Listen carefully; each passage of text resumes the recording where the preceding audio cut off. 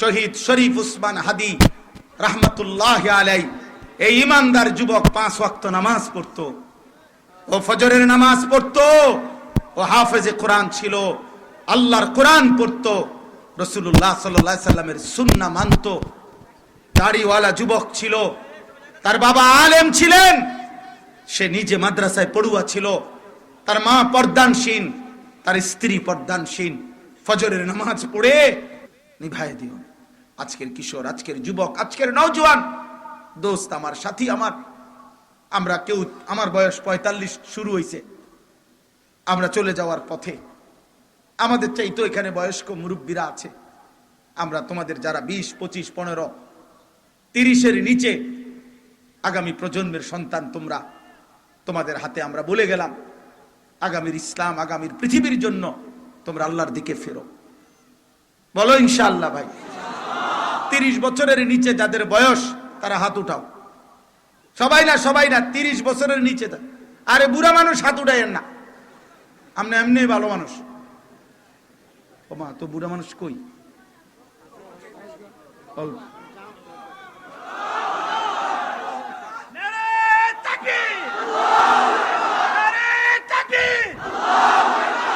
মাশাআল্লাহ, সবাই নিয়ত করো ইনশাআল্লাহ। ফজরের নামাজ পড়বো ইনশাআল্লাহ, 5 ওয়াক্ত নামাজ পড়বো ইনশাআল্লাহ, আখলাকের হেফাজত করবো ইনশাআল্লাহ, নারী দেখবো না, ছবি দেখবো না, মোবাইলের হারাম দৃশ্য দেখবো না ইনশাআল্লাহ, মাহাদির সৈনিক হব ইনশাআল্লাহ, কালেমার পতাকা ওড়াবো ইনশাআল্লাহ, আমরা হাদি হব ইনশাআল্লাহ। নারায়ে তাকবীর, নারায়ে তাকবীর, আল্লাহু আকবার, ইনকিলাব ইনকিলাব, ইনকিলাব ইনকিলাব, জিন্দাবাদ জিন্দাবাদ, আমরা সবাই হাদি হব, যুগে যুগে লড়ে যাব। মাশাআল্লাহ মাশাআল্লাহ। শহীদ শরীফ উসমান হাদি রাহমাতুল্লাহ আলাই এই ইমানদার যুবক 5 ওয়াক্ত নামাজ পড়তো, ও ফজরের নামাজ পড়তো, ও হাফেজে কোরআন ছিল, আল্লাহর কোরআন পড়তো, রাসূলুল্লাহ সাল্লাল্লাহু আলাইহি সাল্লামের সুন্নাহ মানতো, দাড়িওয়ালা যুবক ছিল, তার বাবা আলেম ছিলেন, সে নিজে মাদ্রাসায় পড়ুয়া ছিল, তার মা পর্দানশীন, তার স্ত্রী পর্দানশীন। ফজরের নামাজ পড়ে বন্ধুদেরকে ফজরের জন্য জাগাইতো, নিজ নির্বাচনী এলাকায় ক্যাম্পেইন করত ফজর পড়ে। সে এই ঈমান আর দেশপ্রেম একত্র হওয়ার কারণে একদিকে তার কলিজায় ভরা ঈমান ছিল, একদিকে তার কলিজার মধ্যে স্বাধীনতা, সার্বভৌমত্ব, আজাদি, এই মাতৃভূমির প্রতি শতভাগ দেশপ্রেম ছিল। আর আজিমের মালিক আল্লাহ বলছে, যুবক তুমি মাত্র 500 ভোট চাইছিলা। সে বলছিল, আমি এবার প্রথমবারের মতো নির্বাচনে দাঁড়াইছি স্বতন্ত্র প্রার্থী হিসাবে, আমি যদি প্রথমবার 500 ভোটও পাই আমি নিজেকে ভাগ্যবান মনে করব। আর আজিমের মালিক আল্লাহ বলছে, না, আমি তোর ফজরের সেজদা নিলাম, আমি তোর 5 ওয়াক্ত নামাজের সেজদা নিলাম, আমি তোর কোরআনের উচ্চারণ নিলাম, আমি তোর জিন্দাবাদের ধ্বনি নিলাম, আমি তোর নারায়ে তাকবীর গ্রহণ করলাম। যুবক, অতএব 500 ভোট না, 18 কোটি মানুষের চোখের পানির ভালোবাসা আমি তোকে দিয়ে দিলাম।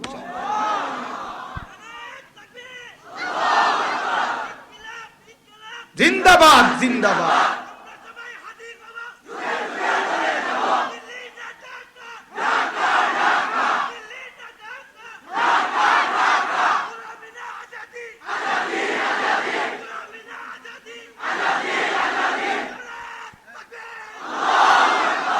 অতএব আমার ভাই নওজোয়ান, মরলে এমন মরাই মইরো যে মৃত্যুতে হাফেজ, আলেম, মুফতি, মুহাদ্দিস, পীর, বুজুর্গ, তালিবে ইলম, হাফেজে কোরআন, লক্ষ কোটি ইমানদার, 90 বছরের বৃদ্ধ, 4 বছরের বাচ্চা, যার মৃত্যুতে সবার চোখে পানি পড়েছে, মরলে এমন মরাই মইরো, বাঁচলে এমন বাছাই পাইছো।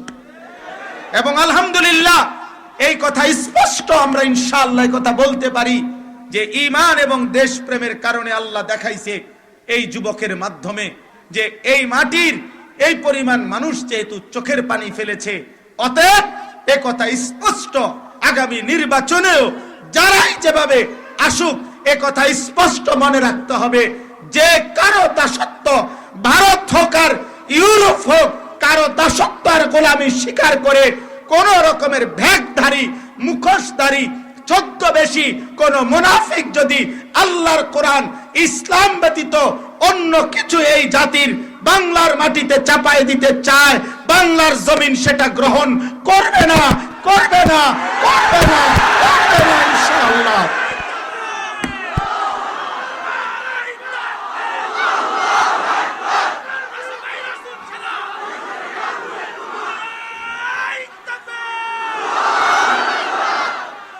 কোন ধানাই পানাই চলবে না, বলেন ইনশাআল্লাহ।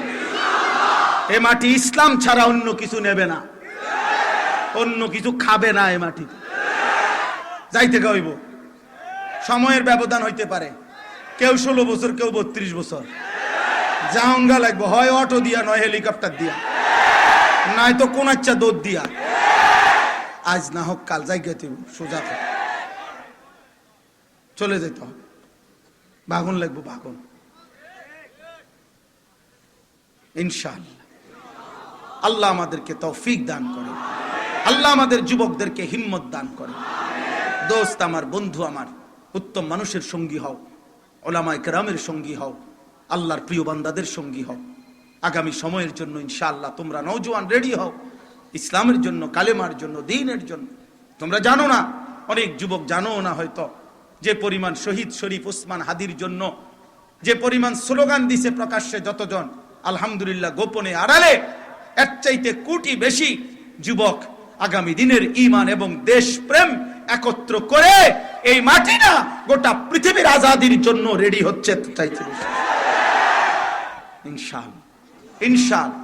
অতএব উত্তম সঙ্গী বানাও, কোন অসৎ, কোন চরিত্রহীন, কোন নাপাক, কোন অশ্লীল, অসভ্য ছেলে মেয়ে কারোর সাথে ভাইয়া সম্পর্ক করো না, কোনোভাবেই না। যে তোমাকে আল্লাহ চিনায় না, যে তোমাকে নামাজের কথা বলে না, যে তোমার আখিরাতের স্বপ্ন দেখায় না, যে তোমার হালাল হারামের কথা বলে না, সেই 3টা বাজে যেই বন্ধুর সাথে বের হইলা, রাত 11টা পর্যন্ত তার লগে আড্ডা দিলা, 3টা থেকে 11টা 8 ঘন্টা, 8 ঘন্টায় 3টা ওয়াক্ত নামাজের আজান হইছে, আসরের আজান, মাগরিবের আজান, এশার আজান। অথচ এই 8 ঘন্টায় যেই বন্ধু নামের দুষ্ট শয়তান তোমার একবারও বলল না যে দোস্ত তুইও মুসলমান, আমিও মুসলমান, চল আমরা আসরের নামাজ, মাগরিব নামাজ পড়বো, নামাজ পড়বো। মনে রাখো আব্বা, এ বন্ধু না, এ বন্ধু নামের শয়তান। নারীর পর নারী দেখতেছ, সেও দেখে, তোমারও দেখায়, একবারও বলে না দোস্ত এটা হারাম, এটা গুনাহ। এক বন্ধু কিসের? এ বন্ধু কিসের? যে তোমার সুদের আড্ডায় নিল, যে তোমার ঘুষের আড্ডায় নিল, যে তোমার নারীর আড্ডায় নিল, যে তোমার জিনার আড্ডায় নিল, যে তোমার মদের আড্ডায় নিল, যে তোমার জুয়ার আড্ডায় নিল, যে আমার তোমার হারাম আড্ডায় নিল, হারাম সংস্পর্শে মিশাই দিল, সে কি বন্ধু? কথা বলে না, সে কি বন্ধু? কিয়ামতের দিন এমন অসৎ বন্ধুর জন্য খোদার কসম আফসোস করতে হবে, আফসোস করতে হবে। এই কথাটাই আমি পড়ছি। এবার আমি আমার এই আয়াতের তর্জমা বলি, তাইলে আমার কথা শেষ। আমি এই কথাইটাই পড়ছি আজকে। আমার আয়াত, যে আয়াত 5টা, এই আয়াত অসৎ বন্ধু যে যার কারণে কুফর করেছে, শিরিক করেছে, মুনাফিকি করেছে, কবিরা গুনাহ করছে, হারাম করছে, খোদার কসম কিয়ামতের দিন সেই অসৎ বন্ধু, মানুষ মাত্রই সংঘ, মানুষ একা চলে না, মানুষ তার জীবন চলার পথে সঙ্গী খুঁজে নেয়। সংস্পর্শ মানুষের একটা সহজাত প্রবৃত্তি, মানুষ একা থাকতে পছন্দ করে না, একাকিত্ব মানুষের ভাল লাগে না। এই জন্য মানুষ মাত্রই সৃষ্টিগতভাবে কারো না কারো সঙ্গী হয়, কাউকে না কাউকে সঙ্গী বানায়।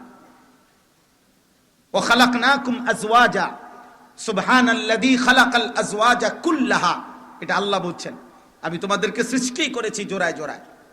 একাকিত্ব এই জন্য মানুষের পছন্দ হয় না। তাইলে আল্লাহ তাআলা বলেন এই আয়াতগুলোর মধ্যে যে অসৎ সংঘ কি পরিমাণ ক্ষতিকর কিয়ামতের দিন, যে যার কারণে